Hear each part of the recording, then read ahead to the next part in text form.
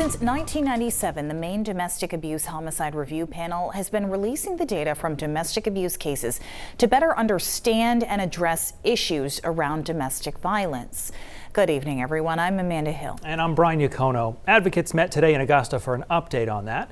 News on Maine's Caroline LaCour was there and joins us now to break down those findings. Caroline.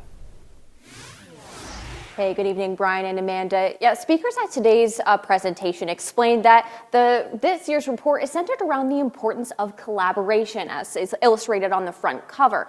It's that joint work of community, resources, and victim advocates that makes reports like this possible, and in the end, works to help prevent domestic abuse from occurring here in the state of Maine.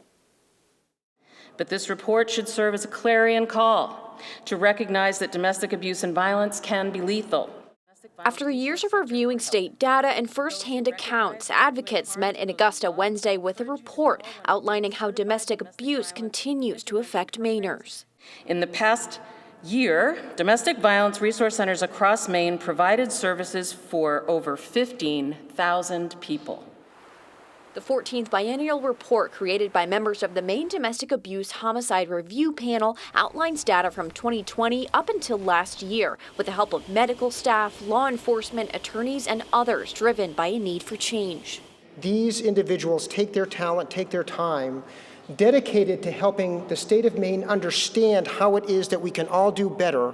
Out of all homicide cases occurring since 2020, domestic abuse homicides accounted for almost half. The oldest case spanning back to the death of Anilika Allen, who died at the hands of her husband in 2020. The vast majority of deaths stem from the use of a firearm.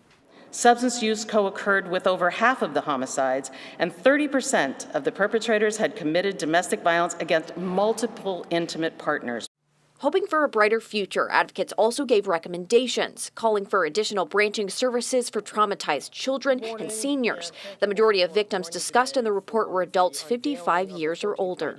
It is critical that those services be invested in, be brought online, and be available. I ask all Maine people to remember that domestic violence affects everyone of every age, of every gender, every circumstance.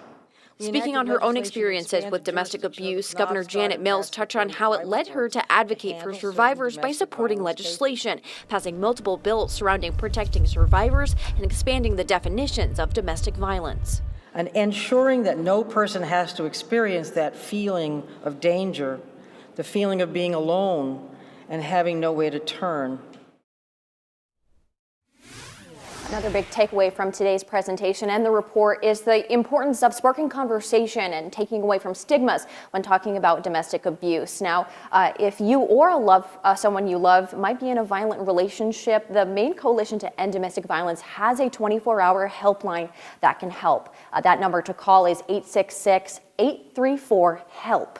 That's 866-834-4357. You'll be in contact with people who can help you and keep you safe. Live in Augusta, Caroline LaCour, News Center, Maine. Caroline, thank you.